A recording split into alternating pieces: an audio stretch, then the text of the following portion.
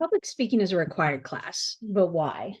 Why are you poor students forced to take this course? Well, that's what this lecture is about. We're going to be discussing the importance of public speaking. And to start with that, we're going to start with a great example of exactly why we need public speaking. I really want to point out that this is from Santa Cruz. Well, the crops are growing very well, and they're organic, and some of them have pesticides. And I think that we should make a perfect pesticide for the crops that is good for people and healthy and keeps the crops preserved too, because we need the food because it's food and stuff. And organic food is good also. And the businesses downtown really need to lower their rent, because if the rent was lowered, those people would really have their own businesses. They have enough stuff. They're very good at making things. They're like experts. They're really good. And we can really be a community and make the things and sell them in our stores. And I really believe that it can be a California thing, that it can really work out, because we can be rich in cotton and mining metals and silkworms, and we can make things, cars. The machine can make it for us, and we can have the community and the city in San Francisco, and we can make things and put them in the stores. On the East Coast, they have slaves, and they believe in slavery and made in China, but on the West Coast, the new West Coast, we don't believe in that. We believe in the union, and that's what we are. As in the Bush administration, which is really good, he has government funding for small business owners. You can grow every kind of fruit and vegetable you want. That's how they do it. They have fruit trees and vegetable trees. That's where fruit and vegetable comes from. You freeze the fruit and vegetables, it'll last forever. You can put, broccoli or strawberries in the freezer. It'll last forever. If you don't, it might go bad in a while, but people, we live in California. This is our home. This is where we live. Growing food is so good for the people because it's free. All you have to do is pay the farmers and pay for the land. But why do we have to pay for the land? The land's free. It's new land, do we have to pay for the land? Do we have to pay rent? Do we have to pay? The food's free. So we should just sell it at the farmer's market. Thank you. Yeah. Next speaker. This is what happens when you go in front of an audience not prepared, under-researched, and suffering from probably extreme communication apprehension. In this class, I'm going to give you the tools not to emulate this person. So why public speaking? Oral communication skills were the number one skill that college graduates found useful in the business world.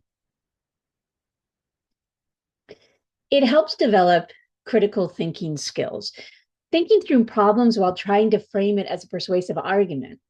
The National Council for Excellence in Critical Thinking defines critical thinking as the intellectually disciplined process of actively and skillfully conceptualizing, applying, analyzing, synthesizing, and/or evaluating information gathered from or generated by observation, experience, reflection, reasoning, or communication as a guide to belief or action.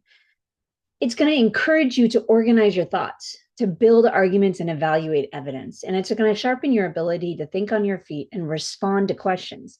It's going to fine-tune your verbal and nonverbal skills. Often we don't know exactly how we present ourselves when speaking in public, and the feedback in this class is going to help you fine-tune those skills. I spent over 20 years in the Navy at this point, and I started out STEM. I started out as an electronic technician working on radars and satellites, and yet here I am in communication. Why? Because it's such an important leadership skill. At the end of the day, very few leadership roles in this country do not expect you to stand in front of your subordinates, customers, or colleagues and explain a policy or congratulate them on a job well done. You need to be able to stand up and communicate well. Communicate what you need from your subordinates. You're going to have comfort in researching a topic and presenting in a clear and articulate fashion.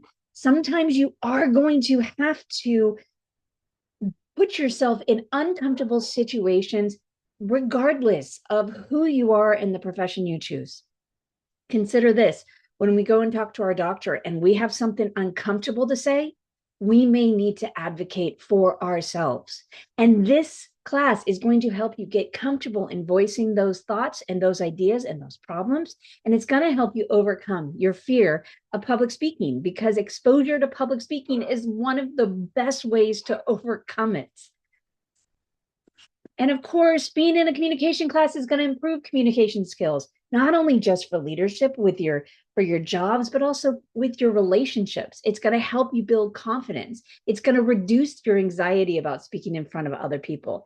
It can boost your self-esteem and help you take constructive feedback without defensiveness. It's going to increase persuasion and influence. It's going to teach you techniques for persuading, and prepares you to advocate for causes, ideals, and policies you believe in. It will enhance career opportunities, regardless of who you are. I guarantee you, you're going to have to communicate with other people in order to get a job and keep a job. Boost academic and civic engagement. Right now, we need civic engagement. Having these skills is going to improve class participation, group projects, and academic presentations, not just in this class, but in other ones. Students often come back and tell me how impressed their other teachers are after they've come out of this class. And it's going to help you develop listening and feedback skills. Public speaking involves not just talking, but active listening and responding. And it's going to help you foster respect for diverse viewpoints and constructive dialogue. Now, back in 2017, which, gosh, was almost 10 years ago now, Google had been in business for almost 20 years, and they decided to test its hiring hypothesis by crunching every bit and byte of hiring, firing, and promotion data accumulated since the company's incorporation in 1998. And what it learned about who they want for their employees was very surprising to them.